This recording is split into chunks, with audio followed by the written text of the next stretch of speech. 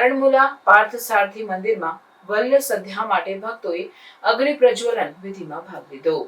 આરણમુલા પાર્થસારથી મંદિરમાં વલ્લ સંધ્યા માટે ભક્તોએ અગ્નિ પ્રજ્વલન વિધિમાં ઉત્સાહપૂર્વક ભાગ લીધો. આ પ્રસંગે મંદિરમાં વલ્લ સંધ્યા ઉત્સવની શરૂઆત માટે પરંપરાગત રીતે ભક્તો દ્વારા નીરાપરા અને અગ્નિ પ્રજ્વલન વિધિ કરવામાં આવે છે, જે સમગ્ર ઉત્સવને આધ્યાત્મિક ઉર્જાથી ભરપૂર બનાવે છે. વલ્લ સંધ્યા ઉત્સવ 13 જુલાઈથી 2 ઓક્ટોબર સુધી ચાલશે અને આ દરમિયાન 500 ભવ્ય ભોજન પ્રસંગો યોજાશે, જેમાં 70થી વધુ પરંપરાગત વાનગીઓ પીરસાશે. આ ઉત્સવનું વિશેષ મહત્વ એ છે કે ભક્તો અને મંદિર નૌકાના પદાર્થીઓ માટે વિશેષ રીતે ભોજન તૈયાર થાય છે. ભક્તો વાનગીઓ માટે ગીતો ગાય છે અને તે પ્રમાણે જ વાનગીઓ પીરસવામાં આવે છે.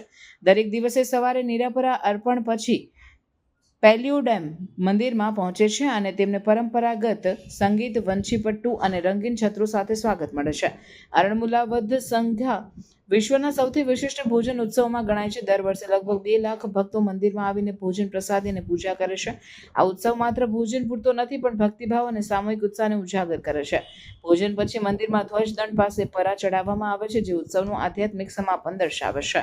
આ વર્ષે વલ્લ સંધ્યા માટે 15 ભોજન હોલ અને 15 ફૂડ કોન્ટ્રાક્ટરોની વ્યવસ્થા કરવામાં આવી છે, જેથી હજારો ભક્તોનું સરળતાથી ભોજન મળી શકે.